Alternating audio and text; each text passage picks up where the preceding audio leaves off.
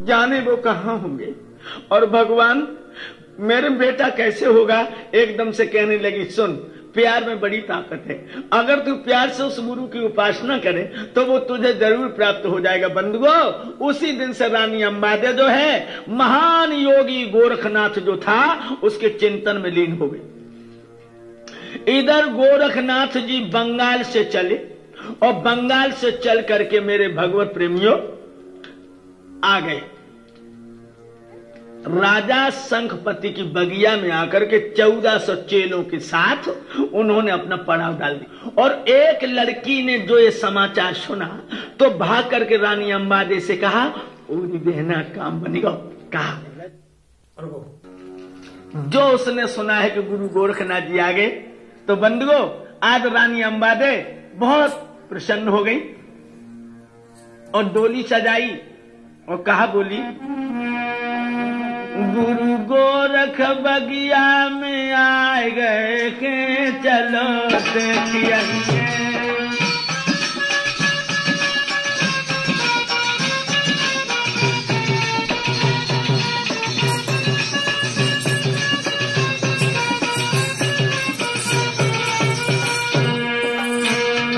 गुरु गोरख की बगिया में आए गए हैं चलो देखिए।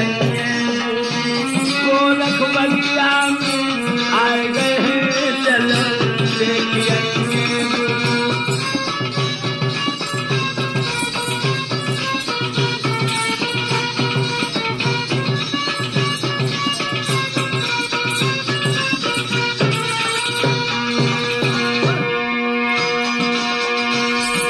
ओ बहना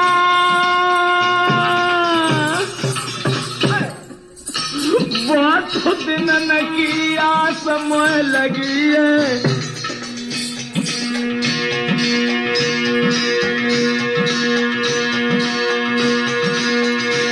बहुत दिन न की आस मोह लगी है। अब सूखे बाग हरियाए चलो देखिए। गोरख बगिया में आए गए हैं चलो देखिए।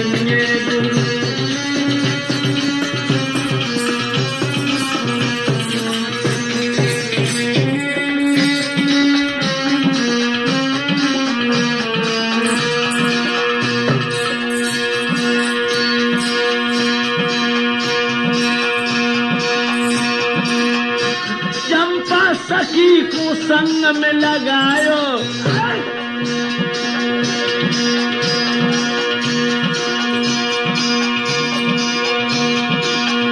चंपा सखी को संग में लगायो।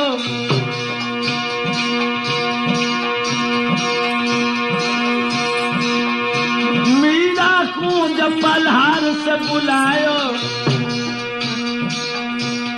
अब गुरु के दर्शन पाए हैं चलो देखिए। गुरु गोरख बगिया में आए गए हैं चलो देखिए। गोरख बगिया में आए गए हैं चलो देखिए। गोरख बगिया में आए गए हैं चलो देखिए। गोरख बगिया में आए गए हैं चलो देखिए। गोरख बगिया में आए गए हैं चलो। मेरे नौजवान साथियों, आज समय बगिया में पहुंची है। उस समय गुरु गोरखनाथ पद्मा आसन लगाए हुए सून में समाधि लगाए थे। रानी अंबादे आगे बढ़ी और बाने गुरु जी के 7 परिक्रमा दिए और 7 परिक्रमा दे करके एकदम से गुरु गोरखनाथ के चरणों में अपने सर को डाल दिया। गुरु जी के नेत्र खुल गए। कौन हो तुम? लेकिन बाने पान से सर को ना हटाओ, पैरों पर ही माथो धर लो। एकदम से गुरु गोरखनाथ बोले, लड़की मैं पूछ रहा तू कौन है? नहीं बोली। फौरन मुस्कुरा के पीठ पे हाथ रखा और कहा, बेटी मैं सिर्फ यह पूछना चाहता हूं कि तू इस साधु के चरणों में अपने मस्तक को क्यों टिकाए है? एकदम से गर्दन ऊपर करके आंखों में आंसू भर के बोली, भगवान खुद सोचो मैं भिखारनी हूं, तुमसे भीख मांगने आई हूं। भीख? भिखमंगों से भीख? अरे हम तो खुद भिखारी हैं। जवाब दिया, आप भिखारी जरूर हैं, लेकिन अज्ञानियों की निगाह में, ज्ञानियों की निगाह में तुम उदय अस्त के राजा हो, तुम योगी हो। तेरी इच्छा क्या है? आपको समझो। गोरखनाथ जी कहने लगे, कछु कछु समझ में आ रही है। एक बात का जवाब देगी तू? क्या? का बरसा थोड़ी भाई के कहूं गाओ किसान,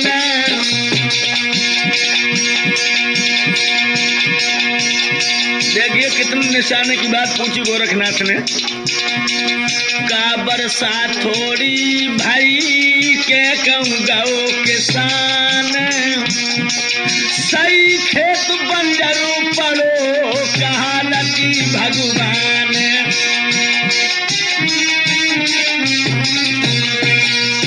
यही बात है।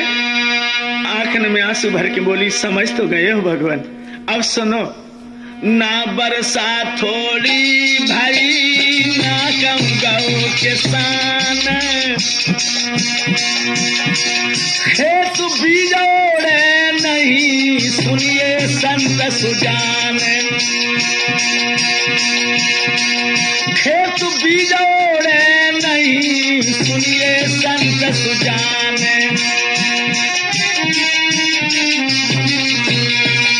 जब कोख में पत्थर पड़ गए भगवान, मेरे कोई बेटा पैदा नहीं हुआ और मैं बेटा की भीख मांगने आई हूं। गोरखनाथ जी कहने लगे, नेक रुक जा, हमें 2 मिनट का वक्त दे दे। और बंधुओं, गुरु गोरखनाथ अपने नेत्र बंद करके बैठ गए और 2 मिनट बाद जब उनके नेत्र खुले हैं तो सुर्ख लाल नेत्र से मानो आग ही झलक रही हो। और दांती को पीस करके बोले, लड़की,